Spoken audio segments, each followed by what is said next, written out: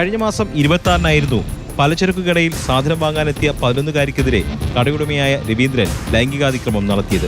ഭയന്നുപോയ പെൺകുട്ടി വീട്ടുകാരോട് പോലും സംഭവത്തെക്കുറിച്ച് പറഞ്ഞില്ല. പിന്നീട് അതേ കടയിൽ പോയി സാധനം വാങ്ങാൻ അമ്മ ആവശ്യപ്പെട്ടപ്പോഴായിരുന്നു അതിക്രമത്തെക്കുറിച്ച് പെൺകുട്ടി തുറന്നു പറഞ്ഞത്. തുടർന്ന് അമ്മ സ്കൂൾ ടീച്ചറെ വിവരമറിയിച്ചു. സ്കൂൾ ടീച്ചർ നൽകിയ വിവരത്തിന്റെ അടിസ്ഥാനത്തിൽ ചൈൽഡ് വെൽഫെയർ കമ്മിറ്റി പെൺകുട്ടിയുടെ മൊഴി രേഖപ്പെടുത്തി. കടയിൽ ചെന്നപ്പോൾ കയറി പിടിക്കുകയും ദേഹോപദ്രവം ഏൽപ്പിക്കുകയും ചെയ്തെന്ന് പെൺകുട്ടി മൊഴി നൽകി.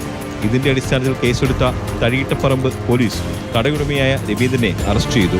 സാധനങ്ങൾ വാങ്ങിയതിന്റെ പണം ചോദിച്ചതാണ് കേസെടുക്കാൻ കാരണമെന്ന് പ്രതി പറഞ്ഞു. അതേസമയം മൊഴിയിൽ പെൺകുട്ടി ഉറച്ചു നിൽക്കുകയായിരുന്നുവെന്ന് പോലീസ് പറഞ്ഞു. പെരുമ്പാവൂർ ജുഡീഷ്യൽ 1-ാം ക്ലാസ് മജിസ്ട്രേറ്റിന് മുന്നിൽ ഹാജരാക്കിയ പ്രതിയെ റിമാൻഡ് ചെയ്തു.